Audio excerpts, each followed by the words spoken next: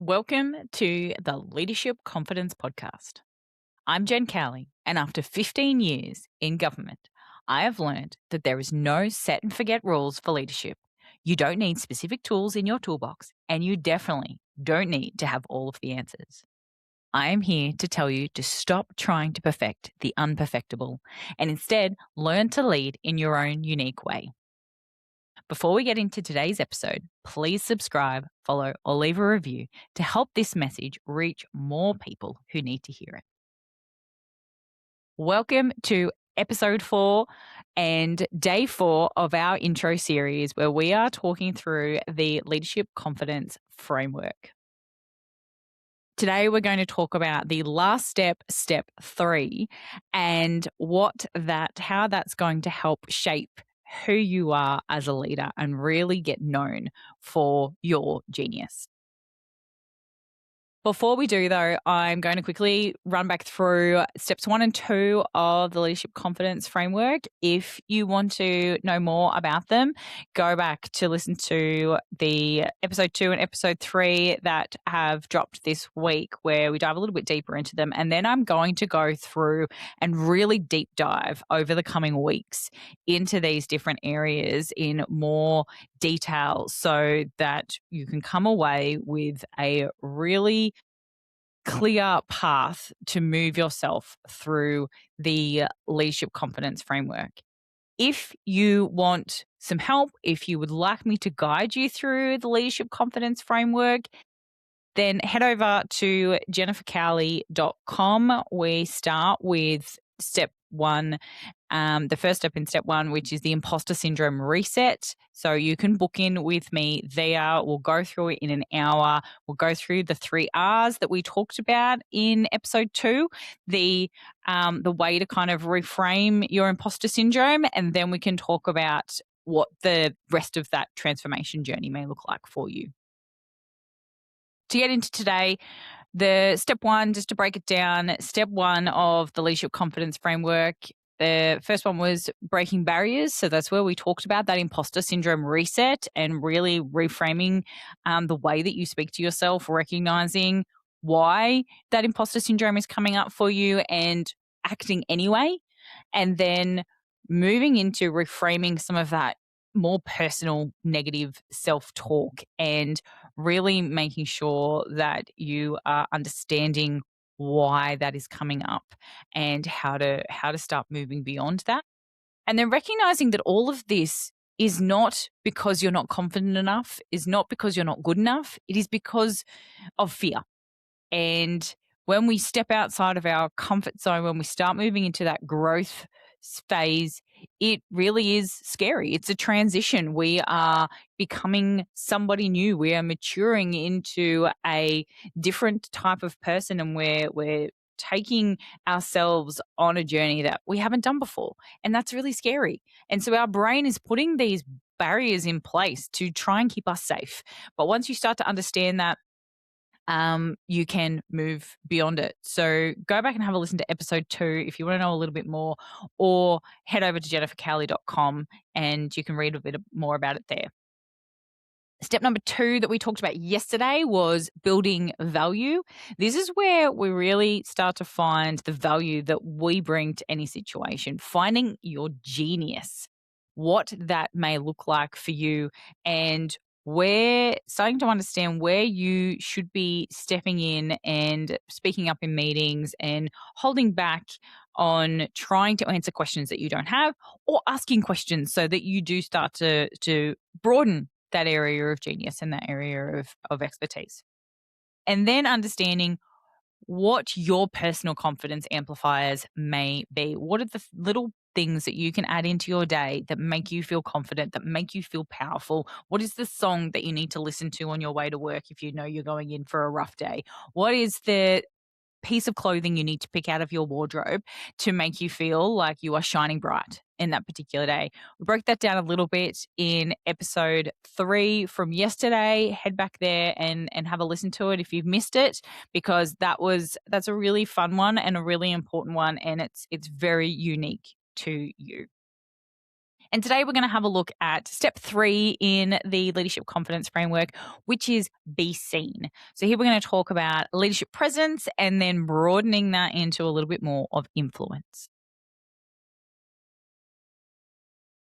So step 3 of the leadership confidence framework, being seen. So this is where you move into a more elevated level of your leadership and your confidence really starts to shine through. You now who you are, you now know who you are, you now know what you are good at, you know that you deserve to be here and you deserve to be in these rooms, and you are really able to start stepping up and showing up and shining bright like the amazing star that you are. So the first part of this is presence. This is where you want to people to start knowing you for your genius. You know what your genius is. You now want other people to know what your genius is. They talk about your career is decided by other people when you are not in the room. So you want that conversation about you to be positive. You want that conversation to be about what value you bring and where your skill sets are so that they can be making the right decisions about you and your career. It's really important from a reputational point of view because, they say it's not what you know, it's who you know. And these are the people in the room. This is the people that you need to know who you are so that they are making the right choices when it comes to, are we going to give Jen this opportunity to go and lead this new project, or we're lining Jen up for the next promotion. And so we really want to be giving her more work or a bigger team so that she's ready to take that on when the opportunity arises. So, how do you become known for what your genius is? First of all, people recognize people's confidence in the way that they show up in the room. And if you are confident in what you know, then you are going to present in that way. You're going to start to answer and speak in a different way, and that's going to really resonate with other people. When you start speaking up in meetings and saying the right things and leaning in on your genius or asking the right questions because you're not scared to ask the questions, it's going to allow you to start shaping and being quite seen by the others in the room. Putting value on the table, your voice changes, your tone changes, your volume changes. And that is all representative in the way that you feel about what you are saying. And you may have even noticed, and I'm sure if you go back and you listen to the first episode that we released on Monday and this episode that we're releasing 4 days later, my tone and the way that I'm talking shifted slightly because I'm feeling more comfortable, I'm feeling more relaxed, and I've settled into it a little bit more. And no doubt, as I go along and I release more episodes, the way that I talk on the podcast will change and will adapt because I will feel more comfortable in who I am and what I'm saying. And I will be able to articulate things more confidently. There is some tricks that you can do around voice and around tone. They do say slowing down, lowering your tone slightly does portray more confidence. And when we are nervous, we do have a tendency to speak up, to speed up, or to go into a higher pitch. We have that tendency to add the question onto the end of sentences that makes us sound unsure of what we're actually saying. And if that is something that resonates with you, you can practice. Another part of this is, and part of your presence can be linked to your style. What are you wearing? There are certain styles that we represent, and this comes back into a little bit of that confidence amplifier. There are certain styles that we believe represent leadership or represent seniority or professionalism, and understanding what your leadership style is, what that what you want to present, how you want to present in that way can come across, and will really help you stand up and stand out and show up as well. So curating that wardrobe full of particular colors or blazers that are going to imbue some confidence amplifiers into your wardrobe, but also that corporate leadership style if that's what you're going for, so that you're being seen as a leader quite um, you're quite obviously being seen as a leader to the other people in the room. There is also your thought leadership and your passions and the things that you are going to always come back to. And this usually is around our values as people and what fills our cup. What are the areas that, are our genius? And that is where we start to shape what our thought leadership is. And for me, you know, helping women understand that confidence is not something that somebody else can give to you, and confidence is not something that you necessarily need more of. That is my thought leadership space, and I spent a long time thinking about, thought leadership can be a difficult thing to understand. With when people talk about it, it's a little bit uncomfortable for those of us that don't understand our value yet. And it wasn't until I was having this conversation a little while ago, I was being interviewed on another podcast where she said to me, "That's your thought leadership. That is unique to you." And that's when I realized I do have that, and that is what I'm bringing. Um, and it's all part of that journey as you have those conversations with people, and it really starts to shape. None of these things, none of these steps in the leadership confidence framework are set and forget. So you're never going to tick a box and go, I have achieved that. I no longer have imposter syndrome. I now know exactly what my value is, because it will continue to grow and shift. And it was these kind of conversations that will help you to start to shape those. All of this is then also going to that presence when you start putting your hand up for opportunities, when you start speaking up in meetings, people will get to know what that value of yours is. If your value is people based, you're going to have conversations with people that are going to be more focused on, yes, but how are we going to support the staff through this change? How are we going to communicate this to the organization so that they are not going to suffer from any anxiety, burnout, stress from what's happening? And when you start asking those questions or having those conversations in meeting, you start to shape that, yes, you were a people focused person, rather than going, right, what boxes do we need to tick to make sure that we've met all of the requirements to make this change? It's very different. And people will start to see that is where you're focused. Um, and your leadership style will start to show through in that as well. The other part of being seen is a little bit broader, and that is influence. So this is more around your networking, your coaching or mentoring of others, your building up of teams, and it's helping to broaden your reputation as a leader. You're getting to know other leaders with your networking. You're building up others from your leadership position and supporting others to grow. And that is one of the most important things that we need to do as a leader. It's not so much about when's my next opportunity coming. When you are focused on uplifting those around you, you will start to lift as well, because people will recognize that in you. People will recognize the benefits of your leadership, and they will want to have you around them.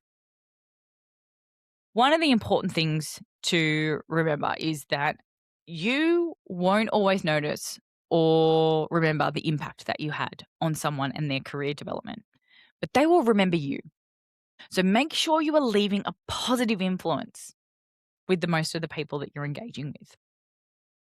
When I was much younger in my career, I was thinking of going for a particular role. And there was a man on my team who told me, "Oh, as a woman, you shouldn't apply for that job. You shouldn't go for that promotion. You won't get it. You're a woman." It's not a job for women. And I turned around at the time and I said, well, I don't think that's appropriate for you to say to me, and I really don't appreciate it. And we had a conversation about it. He was steadfast that, no, I'm right. You're a woman and can't do that job. And I went, well, I still don't appreciate it and think you should be saying that to me. I went and had a conversation with a senior woman that I knew, and I said, this is what I'm being told. I've had the conversation, but I would like some advice on whether I should apply for this job or not. And she said, of course apply. Of course apply for the job. And what I didn't realize that she had done was she then went and pulled this man in and said, you can't say this. What are you doing? And he got reprimanded, and he then went out into the workplace and he said to everyone, did you hear what Jen did to me? Jen is telling everyone I'm a misogynist. She got me into trouble. And everyone went, oh yeah, that's terrible. And I felt everyone's on this guy's side. No one understands that I was just standing up for myself. And, you are being a misogynist. Everyone just went, men and women just all went, yeah. And I happened to run into that same female leader. We actually went to a Women's Day breakfast, and I sat next to her and I said to her, what happened? And she said to me, you need to remember that most people aren't going to rock the boat. You just need to keep standing up for what you believe in, and you need to keep standing up for yourself. But don't expect other people. They're whether it was you or him, if they're telling the story, they would have all just agreed with whoever was telling the story, because most people are not going to want to rock the boat. They're just going to go, oh yeah, that's terrible. And I really walked away from that going, oh, okay, so it's not that all those people agree. It's just they're too uncomfortable to say otherwise, right? And I ran into her a couple of years later. She has now passed away, unfortunately. She was a very good mentor to a lot of us at work. And I told her about that conversation that we then had and what that meant for me. And she didn't remember. She did not remember having that conversation with me. She did not remember giving me that advice. And to her, it was just a moment in time. And to me, it was a very specific thing that resonated with me, that helped me get past not only that situation, but other situations further down the track that I had to deal with. And she didn't even remember. It meant nothing to her. And I was gobsmacked. And then I had similar experiences as a leader, where I had people that, I had a range of first time new starters come and work for me. And a couple of them came up to me a year later and said, oh, you told me this was the advice, and this is what I've stuck with, and this is how I forged my career. And I was like, oh, great. I'm so glad I told you that. And so it's just really important to remember that we've all had those experiences with leaders that really taught us what not to do, and that were really negative experiences. So this is your chance to leave lasting impression on somebody else when you are working with a team, or you are mentoring someone, or just having a conversation and someone asks you for advice. Just think they are going to walk away and remember this probably a lot more than you are. So make sure that you are leaning into your value and your genius and giving people genuine advice that is going to help them on their journey. I don't recommend jumping into step 3 until you've done some work on step 1 and 2 first. All of the steps in this transformation will continue to be a work in progress, though, as you continue to grow. So don't think that there is any particular thing that you're going to have to tick off before you can start stepping up and showing up. There is always going to be more work to do as you continue to grow as a leader and as a person. If you want to get started on the leadership confidence transformation, I can guide you through the first part of step 1, the imposter syndrome reset that we talked about in episode 2. If you want to find out more about that, head to jennifercowley.com/reset. And thank you for joining me for this episode of the Leadership Confidence Podcast. This has been episode 4 of our intro series, where we are dropping a new episode every day this week. There is one more to go. So make sure you share this episode with someone who may need to hear it. You can connect with me, Jennifer Cowley, at the links in your show notes or head to jennifercowley.com to learn more about how you can work with me. And remember, being you is your superpower. If you are looking for a unique suit or blazer that is comfortable, easy to wear, and confidence affirming, check out Peak Women.